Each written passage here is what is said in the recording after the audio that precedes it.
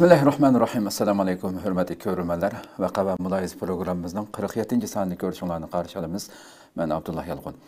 Kadirli görürmenlerimiz, hemen malum boğandık. Biz bu programımızda devamlıq gün tərtibdeki en yeni meselelerini vaxtı-vaxtıda şu sahanın mütehassislerini teklif kılıp, söhbət kılıp gidivatımız. Bugün şunun cümlesinden ilanımızda bəgəndək, intayın mühim bir tema elbette. Türkiye'deki, dünyadaki bütün Uygurlarını yıkındın dikkatini saldı, dikkati boğan bu Xitay tecavüzçülerinin ki en çok mesullerden biri boğan Tashqi ishlar ministri Wang Yi'nin Türkiye ziyareti münasebeti bilen elbette Türkiye'deki halkımız mı namayişler bilen bunun narazılık bildirip namayiş ötküzdü. Axbarat e'lon qilish yig'ini o'tkazdi. Biz bu munosabat bilan bu ziyoratning parda orqasi haqida suhbatlashish uchun huzuringizda o'tiribdik. Bugungi programmamizning aziz mehmoni ilgari nurg'un programmalarımızda qimmatlik ma'lumotlar bilan bizni davomli ma'lumot berib xalqimizga turayotgan hurmatli doktor Hacettepe, Ankara Hacettepe Üniversitesi Tarix Fakültesi o'qituvchisi, shundoqla strategiya mutaxassisi ve Dünya Uyghur Qurultayı muavini reisi Doktor Erkin Akrem taklif qildik. Qimmatli vaqtini chiqarib qadam tashrif qilganligi uchun ko'pdan-ko'p rahmat aytamiz oldindan. Ben rahmet ederim. Rahmat. Qadrli ko'ruvchilarimiz, programmamiz YouTube ve Facebook kanallarımız orqali naq maydondan tarqatilyotdi. Ekran oldida chiqib turayotgan nomerimiz shunaqla ijtimoiy fikr vositalaridagi aloqa vositalarimiz orqali programmamizga aloqador har qanday fikr taklif bo'lsa berishinglarni, savollaringlar bo'lsa so'rashinglarni umid qilamiz. Shunaqla ko'plagan qarindoshlarimizning foydalanishi uchun hem baharlab qo'yishni ham unutmaysizlar. Albatta, deganimdek bugungi temamiz Wang Yi'ning Türkiye ziyoratining parda orqasi. Hurmatli doktor, programmamizga bevosita Turkiyadagi Xitoy-Turkiya munosabati va bu ziyoratninki maqsadlari haqida suhbatlashishdan burun biz ilgariki siz bilan bo'lgan suhbatdami bu Wang Yi'ning o'rniga yangidan tayinlangan Qingang tayinlangan tashqi ishlar ministri bo'lib bu bir aydan buyon to'liq bir ay axborotdan tuyuqsizlar yo'qolib ketib nurg'un g'ulg'ula har xil so'zlar chiqqandi uning keyinida. Tuyuqsiz Turkiya ziyoratidan bir kun burun uning vazifasidan qoldirilganligi e'lon qilinib, Wang Yi'ning qayta tayinlanganligi e'lon qilindi. Albatta, shu Qingangning bu shaklda, ya'ni hatto Xitoy tashqi ishlar ministrligining bayonotchisimi özünün ministerinin nerede ekanligini ben bilmeyim ona ahvali hakkında muhbirlarning oldida javob berib xalqarada mazax qilgan satleşken bir ahvol bo'lganda o'tgan hafta. Bu şekilde bir Xitoydagi bir davlatninki tashqi ishlar ministrining mushundaq tuyuqsiz hatta hozirgacha hech qanday bu palan jinoyatni o'tkazgan, davlatga manda xoinlik qilgan ya uni qan buni qan degan hech qanday bir sabab ko'rsatilmasdan mushundaq işinin yüz berişi Xitoyning o'zi uchunmi dunyoda bir sat bir ish emasmi? Buning oxirida nimalar bor siz bilgan masalan bu Qingangning almashtirilib, yana Wang Yi'ning olib kelishi. Hatto Qingang Xi Jinpingninki eng yaqin odami deb qaralgan shunday nurg'un biz ilgari suhbatimizda shunday degandingiz. Mushu masalaning bir oxisini biroz bayon qilgan bo'lsangiz. Xo'sh, bu Qingang Ebe deyilgendek bu Xi Jinping'in yakını, yani Xi Jinping bunu yükseltken birisi. Hoş. Mesela bu burun şu Tashqi ishlar ministrligida diplomasi murasimlarga qaraydigan bir kişiydi. Onu net iki palampen yükseltip onu Amerikan elçisi kıldı. O elçilikte uzun tumaylar onun linkinle bu Tashqi ishlar ministrligiga tayin qildi. Bu chaqqan o'sib kelgan qarg'anda Xi Jinping unga belki shindu degan gap. Mana ishongan bir odamni nima deb ag'diryapti degan savol chiqdi. Buningda nurg'un nimalar bor, gap so'zlar bor. Misol ayol kishi va bu ayol kishilar bali va uning bu ayol kishi nima jasusga ma'lumot bergachga devletning sirini bergachga degan gaplar bor. Bu bo'lishi mumkin, ya'ni bu Xitoy amaldorlarining ki Özününki ayalından başka ayallar bilen yaşayan ahvallar köp var. Bunu çık adamlar bilir deyiş. Hayran kabul etmez emez. Ama buradaki mesele belki siyasetle münasebeti bağımlılık dep oylamam. Çünkü Xitay bu Komünist Parti'ninki bir alaylığı. Yani hem işini açı karanlık öyde oturulup hal kıldıgan. Şununla bu budamı ilan kılgan çağdama onunki vazifeden aldırıp tok degen vaxtıdama sebebini mi dep belligen. Şununla bu bunda ahvalda hem de adam özününki bir perezine göz karşına oturup kuyalaydı. Yani bence şu siyasi buluş mümkün. Bu kandak bir siyasi buludu degandimi ihtimal şu Çingan'ınki bazı yerlerdeki gap sözleri bu Xi Jinping'e yakmadı belki. Ama bu gap sözünü misalga uçuk açık emez özara sözleşkende, əlaqinləri bilə oturup sözleşkende birileri bunu yetkizgen yapar. Xi Jinping'e. Çünkü bunda ahvallar Xitayda köp buluvadıdır. Bazı bu mühim sanatçılarıma Arak sorununda Komünist Parti hakkında gap koyup bunun kim məngi onu sanat faaliyetlerine arlaşamaydıgan halıga taşlap koygan ahvallar var. Bunun kim biz hemimiz bilgen bu Alibaba şirketinin ki sahibi mayunmuş ular. O Xi Jinping'in başkuratkan bu iktisadi bu pul muamelesi sisteminin bir doğru bulmaganlığını tanqid qilganda ana ertesiyle onun şirketiga aralashib uni pensiya chiqishiga sabab bo'ldi. Yiroqlashtirib şirket. Başına o'xshash bir ahvol bo'lishi mumkin deb o'ylayman. İkincisi bu Çingan Tashqi ishlar ministrligida buniki nima deymiz bu kishilik do'st ag'ina bu münasebetler biraz aciz o'xshaydi. Yani onu yaxshi ko'rdigan adamlar pek jiq emas ki. Şunda bunundan başka yani bu Wang Yi mu bu işinin içinde dep deyilgen gaplar var. Çünkü Wang Yi bunu xalamaydı ki. Şununla bu Çingan'ın bir yerde hükümetke ya ki Xi Jinping'e karşı deyilgen sözler belki onun şu vazifeden aldırışına sebep oldu dep oylayman. Misalga qandaq siyasi buluş mümkün ben tahmin qilib Misalga Xi Jinping'ninki Amerika G'arb siyaseti'nin yaratgan naiti menfi ahvallar bo'lyapti. Bu haqda belki o'zining fikrini degan bo'lsa, Xi Jinping hozir to'g'ri qilmayapti degan bo'lsa, unda bo'lsa sen bir taraf vazifadan ayrılib bir tarafga chiqib ket degan bo'lsa kerak. Bunlar hemisi tahmin hemisi bu perest. Keyin texmi iniq bilimiz. Ama Çingan'la aldırıp etken vaxtıda Çingan'ınki mavu devlet konseyi degen vazifeden aldırmağanlığımı yazıldı. Aldırmağanlığı hakkında bir malumatlarımı var. Bu kandak buludu dep insanlarımı oylavadıdı. Yani bunu aldır etken olsa neymiş ki devlet konseyi azalığından aldır etmeydi. Çünkü bu vazife çok bir vazife. Yani ministerlikten yukarı boğan bir vazife bu. En heyliki boğan hem de bunun yerine muvaffak bir adam tapamağanlığını mı görüyordunuz çünkü. Hoş. Bu yedir yolda yani çetlerde ziyaret kılıvatkan vaxtıda yolda bunu Tashqi ishlar ministrligi ministr deb tayin qilganlar değil mi? Nemishki bu adam topamaydi. Nemishki kona Tashqi ishlar ministrini bu yerga akildi. Bu texmi g'ayrati bu yoq. Demek ki Xi Jinping'nin qo'lida sodiq adamlar qolmaganligini ko'rsatdi bu yerda. Shuningga bu Xitoyninki bunda ahvollar shu Komünist Partining tarixidami jiq yaşangan hamda. Mesela Komünist Parti'ni kurgan iki mühim adam var idi. Bu birisi müşü lidarı dedi. Keyinki vaxtlarda bularni hain deb e'lon qildi. Yani bir Komünist Parti'nin kurgucusu, esas kurgucusu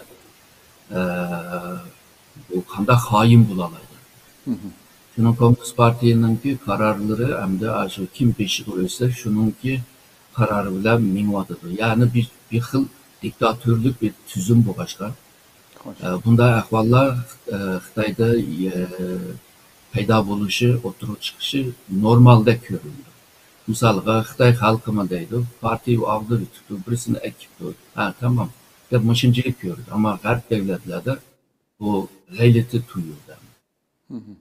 Hazır ahval şu hem de. Keyin hem de terakiyetlerde nimeler oturup çıkıdı, onu karayınca. Doğru, doğru. Hakikaten yani hatta Xitay Tashqi ishlar ministrligining to'r betida maylamda har qanday burunqi butun sobiq tashqi ishlar ministrlarining mana bir qisqa ma'lumoti bo'ldi hamda manchinchi yildan manchinchi yilgacha bir vazifa o'tagan deb. Tunigini men aşağıdan tatib chiqarib etilishi yani hech qanday xuddi bo'lib boqmagandek ajoyib bir g'alati ishdan bu hakikaten. Şu bu Komünist Parti'nin, Xitay Komünist Parti'nin qandaq reyimsizligini gösteriyor diye. Tarihte mi şundaktı? Kıynamagan adam kalmadı. Birlikte septaşlarını ama mal hemen yok ettiler. Yani bular reyimsizdir. Onun için onu öçürüdür. Misalga değil, 100 yıldan keyin o Çingan degen bir Tashqi ishlar ministri Bakiya degen nima haqiqat mi? Tarihi yazılmaydı. Tarihçilik tapamaydı.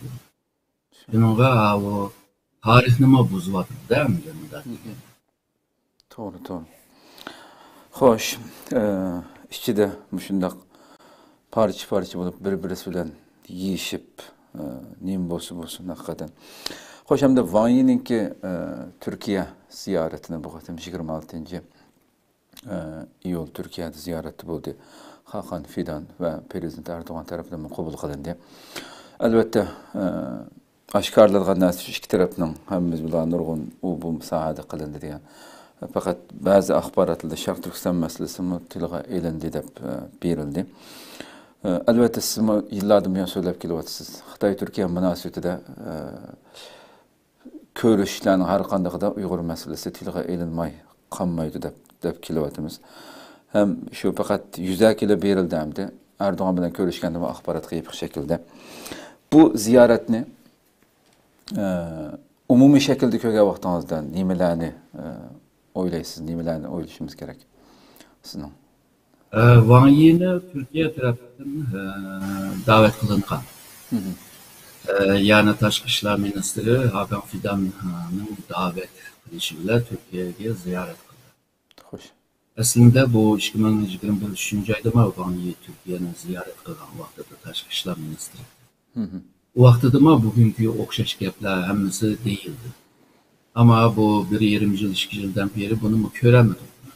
Yani taraqqiyotni şu vaqtida deyilgan misal iqtisod tijorat bilan munosabatlik taraqqiyotni o'g'daymiz bu deganlarmi pek undaq bo'lmadi. Hamda Türkiye'ninki iqtisodi hozir nachar bo'lg'achqa bu iqtisodi krizis ichida bo'lg'achqa Xitoydagi ko'targanma shunday bir mablag' selish ahvoli bormi yo'qmi deb shuni ürünüş için qilgan bo'lsa kerak deb o'ylayman. Bu Türkiye için muhim bir vaziyatda, muhim bir ziyorat deb ko'rgan bo'lsa kerak Türkiye Tashqi ishlar ministri. Bu da kelgandimi şu Cumhuriyet Reisini qabul qildi çünkü Wang Yininki bu huquqi biraz farklı. O hem Komünist Parti'nin bu Politbyro'nun a'zosi. Politbyro'nun a'zosi degan vaqtida Xitoyni boshqarayotgan partiyaniki yadro amaldorlar degan gap. Xo'sh. Undan boshqa bu Komünist Parti'nin tashqi ishlar bilan munosabatlik bir ishxona va o ishxonaniki boshlig'i. Bu ishxonaning boshlig'i o ifodada kichik ko'ringan bilan onunki huquqi o hukumatning tashqi ishlar ministrligidan yuqori bo'ladi. Çünkü Xitoyda şu Komünist Parti belgilaydi hamma siyoset. Xo'sh. O muhim bir vazifa. Hamda bu tashqi ishlar ministri bo'lib tayin qildi. Tayin qilib Turkiyaga kelgan bo'ldi. Shunga Türkiye bu Wang Yini davet qilgan vaqtida o tashqi ishlar ministri emas ekan. Xo'sh, xo'sh. Ama Türkiye kelgan chog'da tashqi ishlar ministri bo'lib kelgan bo'ldi. U yerda yani Cumhurbaşkanı Erdoğan bunu qabul qilgandek bu Roma başta 2001 kelgan chog'da mana shunaqa Cumhur raisini qabul qilgan. Yani Wang Yi'ninki bu statü deymiz bu salohiyatiga qarshi muvafiq bir qabul qilishi. Ama bu yerda müzakereler, görüşüşler normalde şu nimaga matbuotlarga yıkıp oldu. Şununla nima deyildi meselesine yalnızla hükümetin bergen uçuruyla ilerleyemiz. Hoş. Hem bir yerde cık sözlerken neyse yani bulunma cık sözlerken hazır mı tekrar sözlerken oldu. Yani iktisat. Birincisi şu iktisatını kandak güçlendiriş, iktisat münasebetlerini kandak çoğunlaştırış. Ondan keyin yeni İpek yolu, Xitayning yeni İpek yolu bu stratejisiga Türkiye orta koridoru deb bir planlama qilgan. Bu planni qanday moslashtirish degan gap. Bu gapning tagida shu bor. Yani Xitoy Türkiye'ye qanchalik mablag' soladi degan gap. Misolga deylik, bu Pakistan'a 40-50 milyar dolar meblag saldı. Hem de Türkiye'ye maşincilik seliş lazım deyimiz. Hem de o normal bir karaştı da. Şununla o yolu bu stratejisini kollaş, Türkiye'nin kollar birişi bir yerde muhim. Onun ekmeğini burunku programlarını ciddidir buna. Onun da başka bu Erdoğan bile köreşken vakti da Erdoğan Xitay Wang Yi'ge mandat yaptı. Bu Xitay matbuatlarda görülgen söz. Dedi Türkiye bu NATO'nun ki Asya Tinç Okyanusu'ndaki faaliyetlerini kollamaydı dedi. Yani bu mühim bir yeni bir ifademdir. Makıdım ki. Onundan başka bu Ukrayna meselesinde mi biraz müzakere kılınıp döndü. Çünkü Xitay'ın ki Ukrayna meselesinde bu iki xillik siyasetini ilip bağışqa xalqarada cıq tanqidga uchrab ketdi. Buni belki nimalarni so'zlashni bilmaymiz, adli bir cümlelerle o'tkazib tutdi. Bundan başka bu Wang Yi'ninki Xi Jinping'ninki selamını etkileyenligini, Wang Yi'nin bu Erdoğan'ın tek yeniden saylanğanlarını tutlab, tebriklep olgandan keyin Türkiye'nin öz aldığı müstakil siyasetini, bu içki ve taşkı siyasetini kollaydıganlığını dedi. Bu gapning tigidekde, yani sizler G'arbga karşı çıkmasızlar, biz seni kollaymiz. Bundan başka seninki Türkiye'nin oynayotgan rollarını, yani kollaydıganlığını, yani Türkiye'nin siyasi cepten kollaydıganlığını kelgandan keyin yana burunma kelgan bir meseleni dedi. Yani bu siyasi işçilikni güçlendiriş. Bu aslında Türkiye-Xitay münasebetindeki en mühim bir mesele. Yani her iki taraf siyasi işçilikte tam boğaçqa münasebetlerini ravan bir seviyeye, ravan bir münasebete ve malum bir seviyeye ekleme vardır. Bunu Cumhur Reisi'yle bunlarını sözleşken oldu. Mavu Hakan Fidan Tashqi ishlar ministri bilan sözleşken vaxtida mı o'xshash gaplar var. Yani Türkiye'nin mustaqil siyasetini qanday qo'llaydiganligini, Türkiye'ninki o'zininki igilik huquqini, mustaqilligini qanday qo'llash jihatdagi haqliq tarafini biz qo'llaydiganligini, ondan keyin bu her iki devlet birbirisininki siyasi menfaatlerini qo'llaydiganligini, yani bu Xitoyninki o'zininki degan vaqtida, yani her iki devletning yadro menfaatini qo'llab berish, yani bir-birisiga ziyon bermaslik. Bunun ichida hamda boshqa jiq narsalarni qatqili bo'ladir. Misolga G'arb devletler Türkiye bilan birlikda Xitoyga besim ishiltish. Bu bo'lmaydi-da hamda. Misol Uyg'ur meselesi mi bununla kiralıydı. hem de rayon meselelerde mi bu kiralaydı ama bunda görünmeydi. Bu strateji münasebeti 2010'da bu Xitayning öz vaqtidagi baş ministri Bunjabovni Türkiye ziyareti kelgan chog'da shu strateji seviyedeki bir münasebetini o'rinlagan endi. Ama içine pek tolduramadı.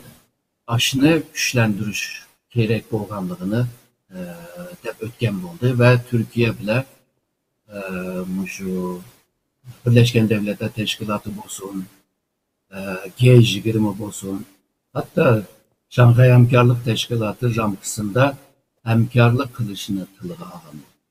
Yani xalqaro seviyede, rayon karakterli bu seviyede münasebetini güçlendirdiğanlığını ve bu g'arbliklarni Xitoyga ilib borgan bazı siyasetini kabul qilolmaydiganligini deb o'tgan bo'ldi.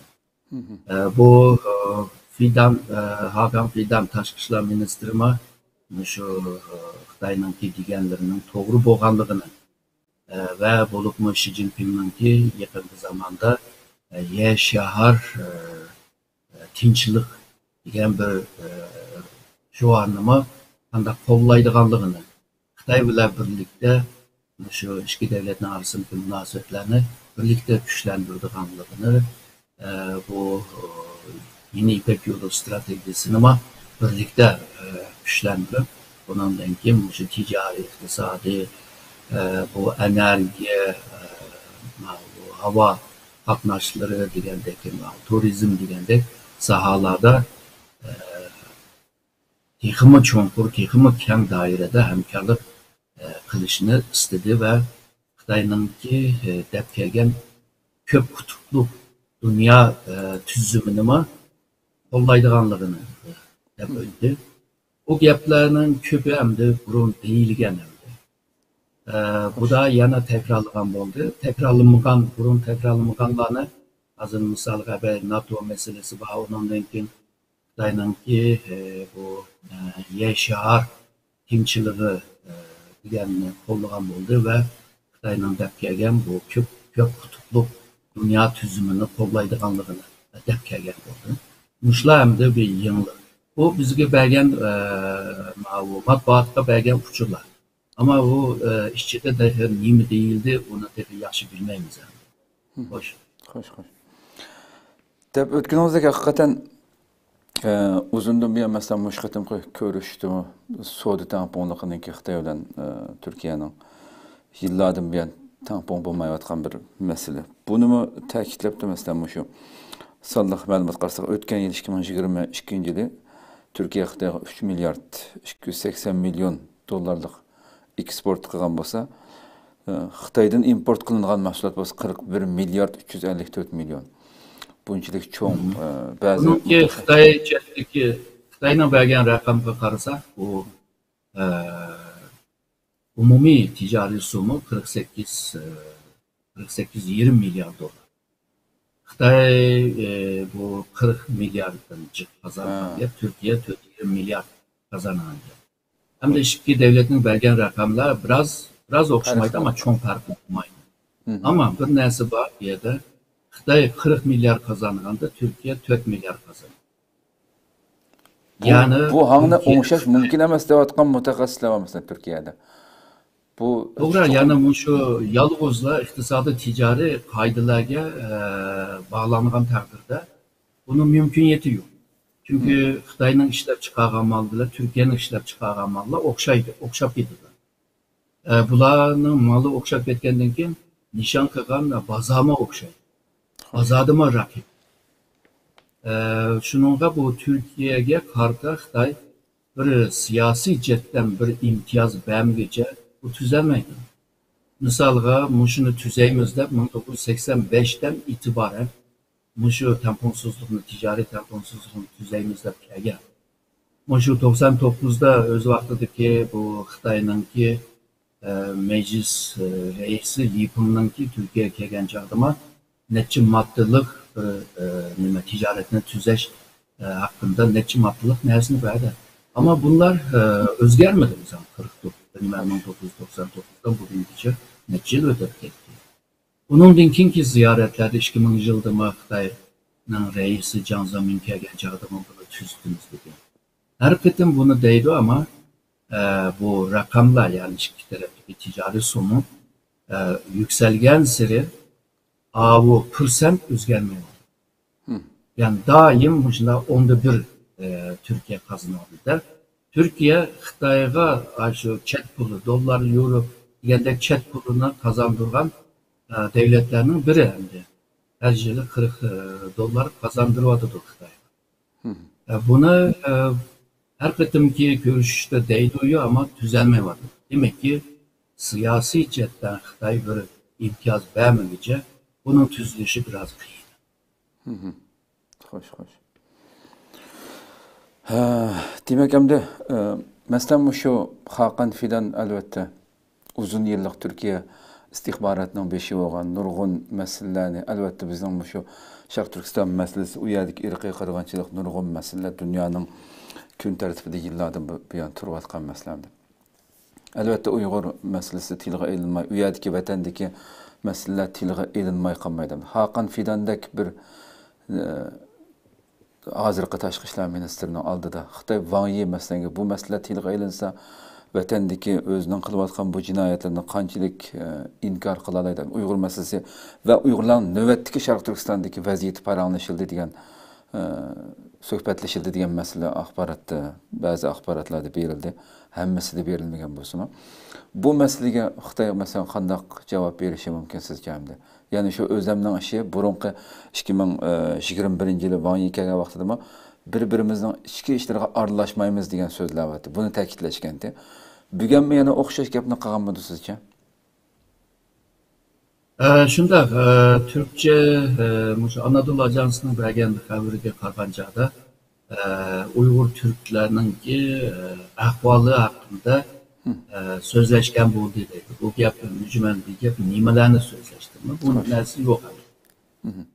Xitoy matbuotlarga qaraydigan bo'lsak, misoliga Fidan bilan ko'rish bo'lgan keyin Xitoy tarafdan, ya'ni Xitoyning tashqi ishlar ministrligining to'r betida bergan so'z shu. Bu Hakan Fidan bunda debdi. Yani Türkiye'de Xitoyninki toprak bütünlüğünü bozadigan har qanday faoliyatlarni qilmaymiz deb. Bu Cumhur Reis Erdoğan bilan görüşken vaxtida Cumhur Reis bir Xitoy, yani bir bütün Xitoy prinsipini devam qilamiz deb. Çünkü bu Türkiye'de bir Xitoy prinsipi degan vaqtida şu Uyg'urlarga qartilgan. Misal Amerika'da bir Xitoy deb degan bo'lsa, Tayvan'a qartil. Bu hukmlar o'xshash ama mezmun o'xshamaydi.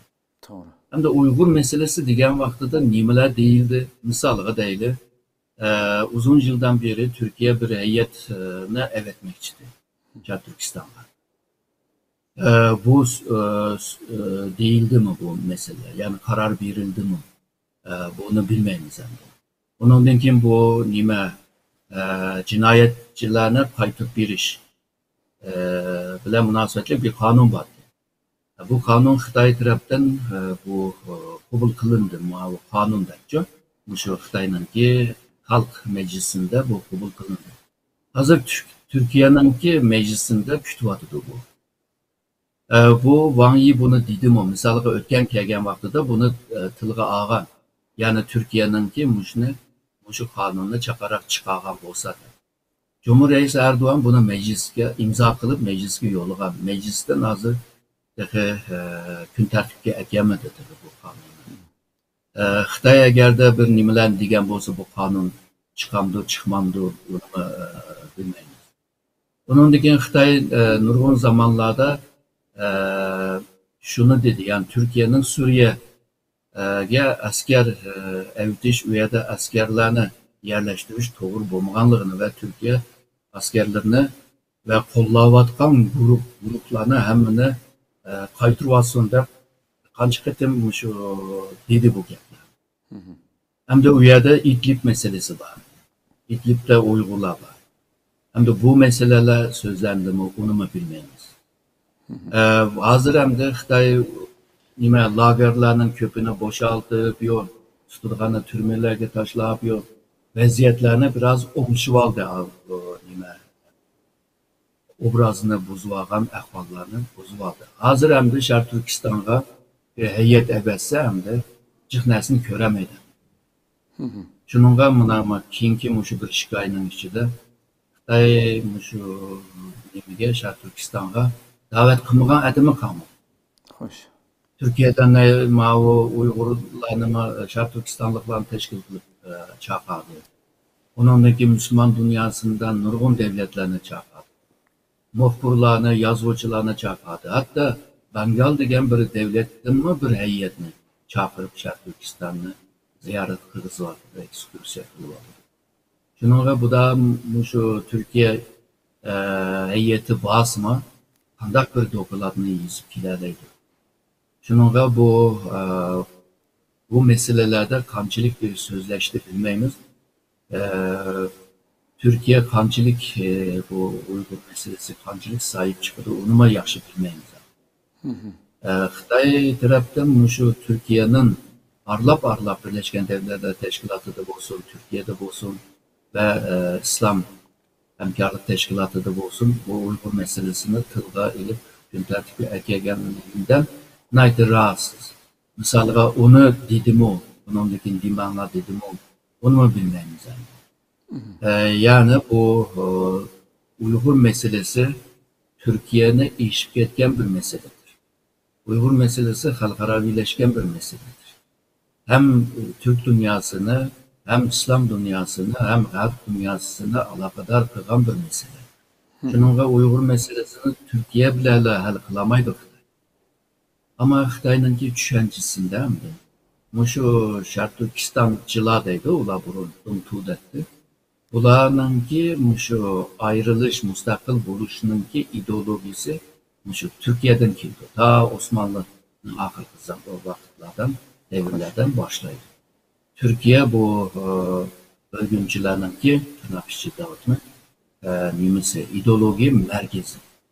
Yani bir bazı. Onun için bu Türkiye'deki bu Uygurlar Şark Türkistan'da desteklerini, kollaşını, istaşlarını eğer de tosallısak bu iş asanlaşıdığı değil ama bir düşünce var. Emeldarları olsun ve mütehassisleri olsun. Bunda bir düşünce var. Şununla belki Türkiye'ye Uygur meselesinde belki bizim için sebebi olmuş. Bu Uygur meselesinde Türkiye kancılık kılalaydı da azı sordum. Bence cihneslerini kılamaydı. Şununla Türkiye'nin kıldığın işlerinde insan hakları cihette şu Uygurlara hissasçılık kılış lazım. Üyedeki zulümüne karşı tenkitini kılış lazım. Belki yine şu burunku deyilgen mesela Cumhurreisi Abdullah Gül'ün vaktida deyilgen bir söz var. Yani bu Uygurlar iki devletinin münasebetini güçlendirgen bir körük operasyonu, yani medeni bir körük operasyonu. Xitay onu mu kabul kılmadı? Şununla bu Xitayla başka neymi dedi? Türkiye Uygurlar iki devletinin münasebetini güçlendirgen bir körük olsun degende Xitay şu öz vaxtlarda Şinjan iki devletinin ki münasebetini güçlendirdiğin rayon bolsun. Xitay rayondan yapıladı. Türkiye bu Uygur yani etnik gruptan yapıladı da bu yaplama bir yerde emese. Şununla bu Türkiye hem Xitay'dan meblağ isteydi. Hem Türkiye'den teknoloji isteydi. Hem de Uygur meselesini hal kılış lazım. Çünkü Uygur meselesinde Xitay'ını memnun kılamasa bu vaxtda da evvelki degen meblağ siliş ve teknolojiye intikal kılışma asan toktumaydı. Şununla bir yerde bir nimdeyimiz soğuda var. Yani Uygur meselesini hal kılarsam bizim asanla çık meblağ sektirimiz degendek. Buna burun mu dep kelgen bunu? Bu yeni bir narsa emas. Şunu Türkiye üçün mü kıyın? Bir taraftan Uygur kıyırdaşlarına sahip çıkış lazım. Ve Uygur meselesi Türkiye'de köp insanlar kollaydı. O cemaat fikrini köntertip kelgen bu isimlerge kulak sağmasa saylamda kıyınıp kaldı büyük. Meclis, milletvekillerine kıyınıp. Şununla Uygur meselesi Türkiye'de bağlı bağlı. Bunda bir kıyınçılıkta Türkiye şu bir taraftan Xitay bilen münasebetini güçlendirmesinin ki siyasetini kollayımız biz garipliklarla birlikte hareket kılmayımız dep bir çetten yani Uygurlarıma yaxşı qarab koysam da болады dep şunda bir siyasetini yapıyordu ama Xitay kancılık işinde hemimizge malum ve kişinin ketmeydi. Hakikaten diginimizdek bu numussuz Xitaylarınki. Türkiye devamlı Uygurlar köylük bolsun dese, Uygurlar degen milletimizin namıdan rahatsız bulup, bir aram bulup, bu bolmasın, rayon bolsun dep turib eleşime qarap bakın yani, kançilik dikkat kıldıqanlık Xitaylarınki. Hem de muş qatımki bu ziyaretin keyin urgun analiz, bazı analiz haberlerdi mi? Teqi bilisiz mesela. Adır bu Türkiye'ninki Uygur siyasetiga bo'lgan Uygurlarga bo'lgan siyasetini mi yardım kılalaydigan yerini mi adır biraz tilg'alib o'tdingiz javobingizda. Bu şu Türkiye'nin hazırki hakimiyetinin en yakın qo'llovchilari bo'lgan davomli Erdoğan'ın yerinde turib kelayotgan Milletçi Hareket Partiyasininki raisi Devlet Bahçeli o'tgan yilning oxirida Mahmud Abbasning so'ziga qattiq tarixida balki en kuchli şekilde Uygurlarning yeni turdiganligini bildirib biratiya berdi. Ve aqıstılam bu şu bir gün öte aqısın Rabia Qadir Xanim meselesini tilga aldı. Twitter'da yıllardan buyon Türkiye kirgizilmasligi, bu to'salg'ular butunlay amaldan qoldirilishi kerak. Türkiye Milliyetçi Hareket Partisi biz kütüp olishga tayyor degan shaklda bu narsani ushur qildi hamda. Bunu albatta Xitoyninki bu masalalardan Xitoy qattiq bearam bo'lganligini, bu masalalarni chuqur tilga olinganligi so'zlangan analizlarni ko'rdim. Bu masalaga qanday qaraysan? Masalan şu Bahçeli'ninki, Devlet Bahçeli'ninki bu sözünü alqımasdan hükümet bilan istişara qilmasdan özülan bevosita deyish imkoniyati bormi? Chunki yillardan buyon o'xshash shu Bahçeli nurg'un masalalarda sukut qilib olgan bir kishi deb tuyuqsiz Mahmud Abbas'ın kendinden aqaqıdan bu Uygurların yeni turdiganligini onun ağzından o'tirg'i qo'yilishi Türkiye'de. Mesela bu nimaga? Bu Türkiye'ninki matbuatlarında yazıldı. Yani bu Türkiye şu Uygur meselesine gün tertipke ekilip durup Xitayga bir besim işitiş. Yani Xitay çakarak şu meblag silişini başlayasın degan göz qarashlama var. Yani bu Erdoğan, Cumhuriyet Erdoğan dese yaxşı bo'lmaydi ama onunki hemkarlık kılatkan şerik partisi dese olmuşluk buludu, bu bir taktik degan adamı var. Aslında şu Devlet Bahçeli yani MHP'ninki reisi yani parti reisi bazı meselelerde mi Erdoğan bile okşaş fikir demez. Bu okşaş olmayan fikrini mi anca sözler vardı. Yani bu Uygur meselesinde o Erdoğan bile görüşüp onun dedi mi onu bilmem de. Yani bir chatten degende öz aldığımı diyelim. Fakat bu parti uzun yıldan beri Uygur meselesinden jirak tuttu. Partinin azaları yakın tuttu diyemeyiz ama partinin yüzü yani bir siyasi kurulma böyle Uygur meselesinden jirak tuttu. Tuyursuzla bundan yüksek avaz bile Filistin'in hükümet reisi Mahmud Abbas'ını tanqid qilgan bulup ondan keyin Rabia Hanım'ını davet qilishi bu neyimiz burunqi ahvol qargan chog'da yüksek bir avaz demdi bu. Elbette. Bunu hamda biz uchun nima deganda biz ko'rimiz hamda buni qilalamdi qilamamdi bundan keyin. Misalga bugün Wang Yi'ninki ziyareti buluvadıdı. Boldu ki nima ziyaret kılıp ketdi. Bunda bir ahvalda bir gapni deyish lozim da Milliyetçi Hareket Partisi'ce. Xo'sh. Ulardan jiq ovozlar yo'q. A'zolari, partiya a'zolari deydi to'g'ri uni, ammo partiyaning nomida deyish u boshqa bir masala. Shunga bu ba'zi masalalarninki orqa ko'rinishlarda bir narsa bor. Buni biz bilmagandan keyin bu so'zlagan so'zga qarabla analiz qilyapmiz.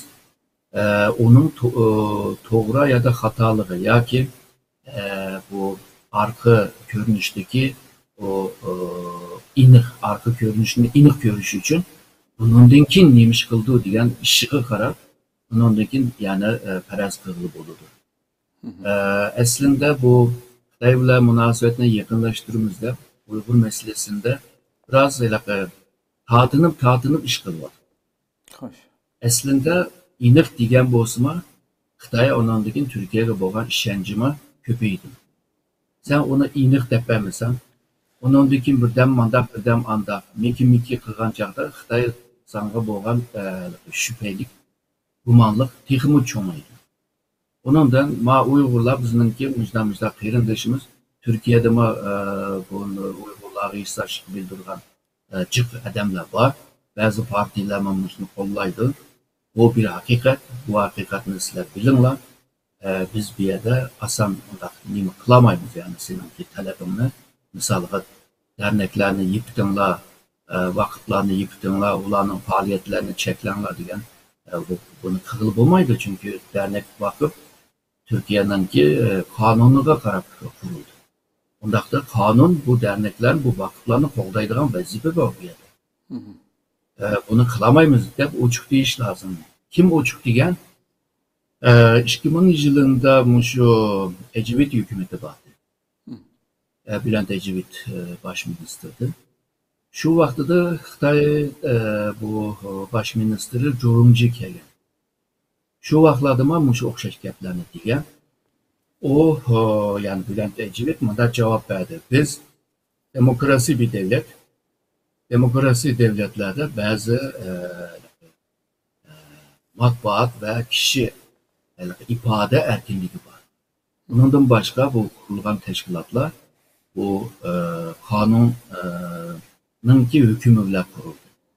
Şununla bunu kılış onda asan toktumaydı ama Xitay bilan bo'lgan munosabatni buzadigan har qanday unsurlarni to'saymiz deb degan. Misalga maşincilik gapni degandan keyin mayli shu vaqtdagi Jiang Zemin bo'lsin va Jurumji bo'lsin ular bunchilikni tushundi.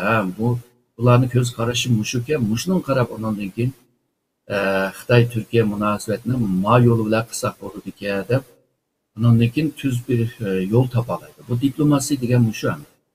Misalga Amerika Xitoyga qarta strategiya hujjatni e'lon qildi. Bizningki Xitoy siyosatimiz bu.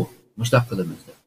Ma yaqinda Germaniya buni e'lon qildi, Xitoy siyosatini, yani strateji planını. Başka devletler bunun doğrab qildi deb o'ylayman. Yani bugünkü dünyada sen raqibinga, obyektinga, qarshingdagiga işte aniq so'zlamasan, u sanga bo'lgan shubhalar texmi ko'paydi. Bu vaqtida munosabatlar texmi ravon bo'lmaydi. Bence Türkiye bir Xitoy siyosati ve şundaqla bir Uygur siyasetini iniq oturup qo'yish lazım. Bugün bor deb, erta yo'q deb qilgandan keyin bu munosabatlar ravon bo'lamaydi. Xo'sh. Xo'sh.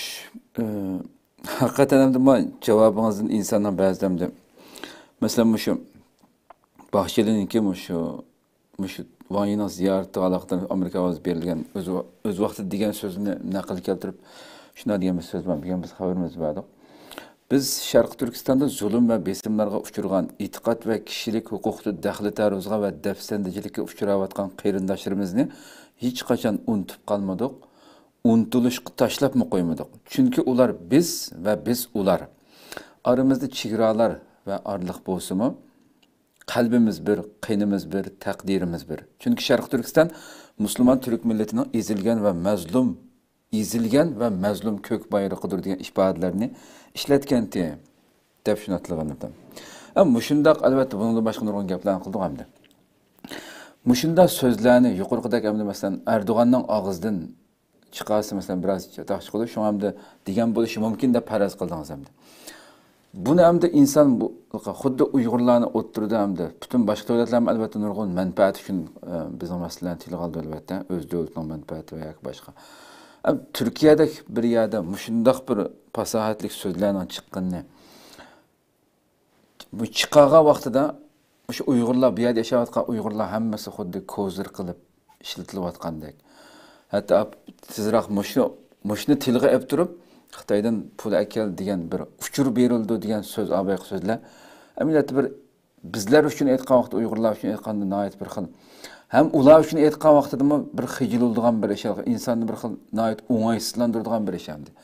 Buni hamda nima deb tushunamiz masalan biz Uyg'ur Türk munosabatida masalan Uyg'ur xalq bilan Türk xalq munosabati. Buni ham shu inson bu qaysi ahvolda o'ylaymiz ham bu insonni ajoyib bir xil rahatsiz qiladigan, beorom qiladigan bir masala. Xuddi Uyg'urlar shunday bir xil xalqninki o'zining bu davlatdagi masalan nurg'un manfaatlarga bunda xohlaganda ishlatiladigan shunday haqiqiy bir mehr muhabbat bu so'zlarning hammasi amaliyotda yolg'on degandek bir insonning qalbiga bu tuyg'u veritganda hamda.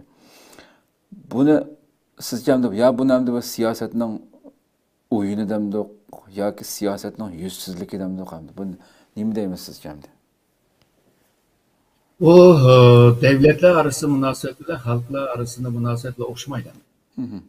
Devletlerinki yani bu nişanı hamda devletin bekası yani mevcudiyetin devamlı kılış. İkincisi şu halkınınki refah yani bayaşat yaşayışı.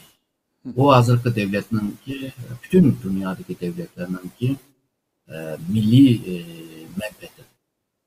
Baş dikişki. Üçüncüsü, dördüncüsü mübabı devletler farkında okşamaydı. Şununla devletler yüzününki ebeki digen menfaatini kolu düşürüş için bazı meselelerini Türkiye'de bolsa mesela Uygur meselesini ikinci planga koyalaydı. Çünkü devletinki menfaati hemen hemen aladaydıgan bir gap var. Şununla bu Türkiye'deki bir devletler bu meseleler kıyınlık bile vardır. Bir cidden Uygurlara sahip çıkmasa nurgun nerslerden misalıga avaz verişten kurup kaldı. Onundaki vicdani ve Müslümanlıktan bazı bu akidelerine yerge ekilenmegeçke icra kılanmageçke onundan hem dağıtıp kıyınlığa ahvallar oldu. Yani bir cidden Xitay'dan bir küçüldüğün nurgun nesler var. Onunla alımenteydi. Çünkü bu meselenin arasında bir tamponlukunu kuruş gerek ve hemen digendek bir inliklikini oturup koymasan hem Xitay mı memnun olmaydı ve Uygurlar mı memnun olmaydı. Eğer inik olup gelse yani inik disi buldu. Biz devletin menfaatine birinci orun koymuş. Uygur meselesini ikinci orun koymuş. Ama Uygurlarla ki malum haklarını biz kovdayımız. O bu dise tügeydi. Hemimiz muşnun karab hareket kılınız. Mesela manda değilgen vaxtıda Türkiye'de Uygurlar neymiş kılış gerek o vaxtıda. Ondaqda birinciden şu hükümetke devamlı özününki derdini anlatış lazım. Hükümet bile özününki hal kılgan işlerini hal kılış lazım. Onundan başka şu cemiyet bile cemiyetinki teşkilatları bile koyuk münasebetlerini kuruş lazım. Meyli dernek olsun, vakıf olsun, aşına okşaydıgan teşkilatlar olsun, bulavla münasebetlerini yakınlaştırış lazım. Onundan başka şu Türkiye'ninki bütün nahiye, vilayetlerki birip, Şer Türkistan'ın davasını eşede anlatış lazım ki, halkınki Uygurlarga bolgan hissasçılık tekimi güçlensin, rakam cettimi tekimi köpeysin. Onundan başka Türkiye'de tuğulup çoğunluğun şu Şer Türkistanlıklar Türkiye'ninki siyasi partilerge kırsın, kaysını halısı şöyle kırsın. Partinin içinde onundan kim Şer Türkistan Uygur meselesini hem partinin içinde kim milletvekili bulup saygın kalsa mecliste gün tertipke ekesi buldu. Bunda bo'lgan vaqtida belki degan bu devletlerin arasında menfaat münasebeti var dedi. Bu menfaat münasebetinde senin kurban bulup gitişinin adını ağam olsun. Yani belki degan faaliyetlerini kılgan takdirde. O vaqtida vicdanını qo'g'dayalaydigan bo'lib qolsa. Hamda bu biraz nezriye bo'lib qoldi. Siyaset degan vaqtida, bizning ko'ringan siyaset degan vaqtida o siyaset deganning renklik, bunda elastik, o'ynoq, ondan keyin o'ngni ko'rsatib solni uradigan bir san'at bu. Bunun haqiqiy tarafi yo'qmi? Haqiqiy tarafi şu siyasetni qurg'izgan milliy stratejisi var.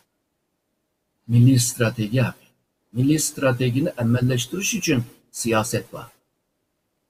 Milli bu stratejisini yaratgan sebep nima deganda nishon. Yani qaysi nishonga erishmek istaysan. O nishonga erishish uchun bir strateji ne yasab çıkış lazım. Hoş. Bu seninki nişanlı kim belgileydi, kim oturup çıkırdı? Senin gayen. Yani bir cemiyetten, bir milletten, bir devletin içinde neçe millet oldu bu. Milletlerinin gayesi mi? Ortak gaye. Gayesi bu. Gayeni emelleştiriş için nişan, nişanlı emelleştiriş için strateji, stratejini emelleştiriş için siyaset. Çünkü siyaset her zaman körüngəndək emas. Yani körüngəndək emas, onunki arka planda strateji tələbi bilə oynanıyatqan bir sənət bu. Yani bazı devletler yaxşı oynaydı, şununla kazanalaydı. Bazı devletler yaxşı oynayamaydı, az kazandı. Bazı devletler menfaat bilə bu yükümlülük, yani mesuliyet arasında bu sıkışıp kaldıran ahvallar var. Misal Türkiye Uygur meselesinde güzel bir ahval var. Bunun tamponluğuna kadar kılış o kıyım bir ahval. Yani asanlık kıldıran bir mesele, bir iş yemez. Bu Türkiye'nin işçi de olsa bu işini asan kıldı ama senin muhatapın, seninki objektin, senin karşındaki Xitay yandı.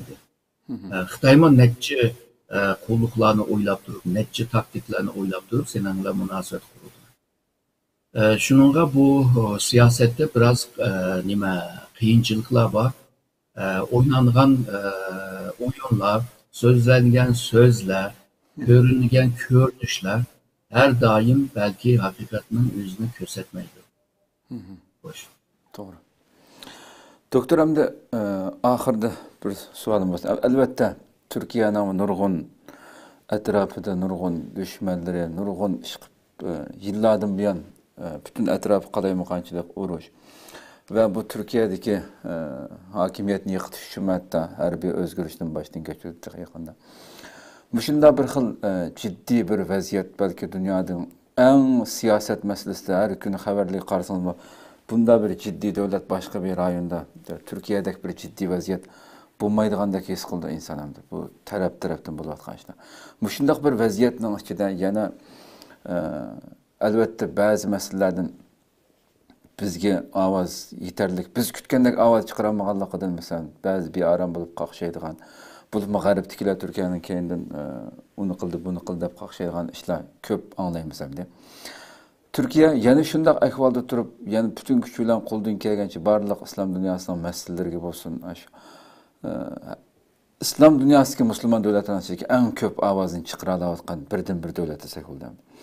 Hukumat shunday masalan nurg'un masala siyosiy masalalarda shu hatto bizning Turkiyadagi nurg'un tashkilotlar milyonlarcha dollar pulimiz bo'lsa-mu, ashunchalik bir kun taraf keltirmasligimiz mumkin bo'libmi shu yaqinqi yillarda nurg'un müştanlıq Türkiye'ninki milyonlarca insan ko'rdigan filmlarda Sharq Turkiston masalasini har xil shaklda u yerda zulmni, u yerdagi Uyg'ur xalqining mustaqillikka intilayotganligini shu filmga asosli qanchilgan qismlarga bo'limlarga kirgizib tirik tutdimdi. Turkiyadagi Türk xalqining nazardimi bu halqa qizil olmasanga shu oxirgi nishonning bu millatning ichidami bu ruhni o'yg'oq tutish uchun nurg'un masalalarni tilga olib turyapti. Albatta bu hamda shu yerdagi sizcha shu film sohasida dünyanın hech qandaq bir yerdə bo'lmagan şəkildə tilgə elinib duruşu. Türkiyədəki şu xalqninki yoki şu şirket sahiplerininki milletçilik tuyg'usida bo'lgan ishmi yoki buningga ma'lum darajada siz hukumat boshqa jihatdan bir chiroq yoqolmasinmi, yeshil chiroq yoqolmasin bu masalalarga shunday boshqa tarafdan bizni qo'llab turayotganligininki yoki yeshil chiroq yoqayotganligining ifodasi deb qarashga bo'ladimi buni? Doğru, bu Türkiye'de efendim dedim, Türkiye'de Uygurlarını kollaydıgan, ihtiyaççılık bildirdiğin hile adamlar var. Ular bazı kinolarda, şu çatma filmlerde, şu Uygur meselesinin kırgız koydan. Ya tarihten ya ki bugün iki mezmunlar. O ularının ki bizge boğan bir kollayışı Uygurlara. Hatta misalga bazı Türkler ben Uygurlara işini kılamaydıken ben de her gün Uygur aşkına berip bir su ilip ketadigan bir hikaye var ben bildiğim. Muşu yine de dükkandan alsa 3 lira alattı ama o Uygur aşkında 5 lira aldı, 2 lira kalıdı. Neymiş konuda kılsa desem, benim Uygurlarga kılalaydigan hiçbir nimem yok, yani gücüm yok. Muşu bozma kılaydı, yavatkanlarım var, değil mi? Şununla bu Türkiye'nin cemiyetinin içinde oladan kançılık gelse şunçılık kılatkanlama var. Ama hemmeden Uygurlarını kollamaydı, kollamaganlama var. Şununla bunda bir peyde biz memleketimizden köçep bir yerge kelgenligi o devletinin ki menfaatini qoğdaydıgan bir vazifemiz mi var? Ama ağındıgan işlemi var. Şununla bu biz çidimizak, sevir kımızak bo'lmaydi hamda. Ularla bizni qo'llamagan, hatto bizni tanqidlaganlarla urushib so'qishib qilishning hojati yo'q. Ya'ni bu bizni qo'llaganlar bilan texmi inoq, texmi qarindoshlikni kuchlantirish ham milliy jihatdan ham diniy jihatdan bizga qarshi chiqqanlarga chattig'imizda bo'lmaslik lozim. O'zimizning ishini qilish. Misolga deylik, bir odam kuchli bo'lsa, kim onunla gap qilsa veya onu g'ajlasa ishga yarmaydi. Çünkü kuchli odam. Shunga o'xshash Uyg'urlar o'zlari kuchli bo'la olsa, Turkiyada misolga iqtisod jihatdan bo'lsin, sanoat jihatdan bo'lsin, sanat, bilim, teknologiya her sahada yetilgan Uyg'urlar bo'lsa, Turkiyada Uyg'urlar texmi kuchli bo'la oladi. Uyg'urlar shu bir gövde bo'la olsa, u vaqtida texmi kuchini ko'rsatgan. Bu vaqtida hamda qaysi hukumat bo'lsin, Uyg'urlarni hashlayman, o'yintiman, taktik o'yinlarning orasiga akirib manfaat olaman deyamaydi, qilmaydigan bo'ladi. Yani Uyg'urlarning o'zi tarafdan bir narsalarni o'ylash lozim, ya'ni kuchlanish. Her sahada kuchlanish va birlikda bo'lish. Ama o gap qilgan chaqda bunda oson to'xtaydi. Ameliy jihatdan, praktik jihatdan bunda bo'lmaydi, ama bir nishon deb ko'rib, bir siyosiy nishon bo'lamdi yoki milliy birlik nishon bo'lamdi. Nishonga erishish uchun tirishmoq lozim. Siz degan qizil olma degandek. Yani qizil olmaga erishish pek qiyin ve belki erişemeydi, ama o bir nişan bo'lg'achqa devamlı erishish lazım. Erishish uchun devamlı tirishchanlik bo'lish lazım. Biz mamındak Uygurlarning qizil elmasini qo'yib turib, işte qilsak bo'ladi deb o'ylayman. Xo'sh. Ko'pdan ko'p rahmat. Allah razı olsun. Qimmatli. Men rahmat aytaman. Allah razı olsun. Qadrli ko'ruvchilarimiz, shunday qilib bugungi sonimizni mushada oxirlashtiraylik. Haqiqatan yaxshi ma'lumotlarni berdi. Demek hiçbir zaman deb o'tilgandek mücadele, kurash bir minut mu to'xtamay, albatta bu ziyoratda har xil fikrlar ijtimoiy fikr vositalarida o'tirib qo'yildi xalqimiz tarafidan. Hiç parvo qilmasdan bütün planımız bo'yicha tashkilotlar bo'lsa, tashkilot saviyasida xalqimiz o'zining shaxsiy bir kishilik qobiliyati, imkoniyati bo'yicha qilchilik tavranmasdan oxirgi nishonga, oxirda doktorim deb o'tgandek har jihatdan kuchlangan asosda oxirgi g'alabaga erishishga to'xtamay davom qilishimiz kerak. qilchilik ma'yuslanmasligimiz natijaning oxirgi g'albining bizlarning bo'ldiganligiga to'liq ishongan asosda harakat qilishimiz kerak. Rabbim bu tajovuzchilarningki bütün planları, hili mikirleri, mayli nimani o'ylagan bo'lsa, qandaq plan tuzgan bo'lsin, uning dal aksini kutganining dal aksini natija qilib chiqarib berishga qodir Rabbimiz albatta. Biz yetarki shuningga loyiq shaklda samimiylik bilan harakat kurashga davom qilsaqlam natija bizning bo'ladi inshaalloh. Allah ömür verse yeni bir katımlık sohbeti görüşürüz. Aman bu gayslar. Esselamu Aleyküm ve Rahmetullahi Teala ve Berekatuhu.